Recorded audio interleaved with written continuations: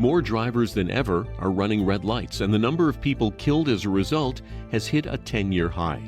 The AAA says nearly 1,000 people were killed by people running red lights in 2017, a 28% increase in just 5 years.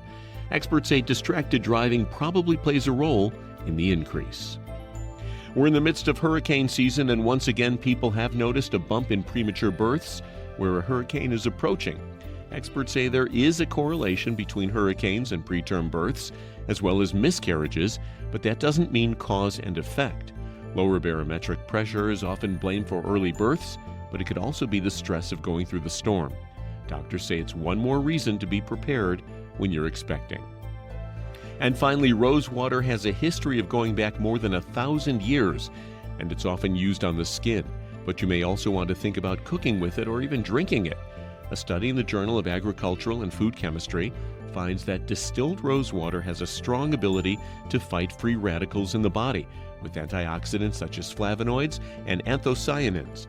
Researchers say it's also a good anti-inflammatory compound.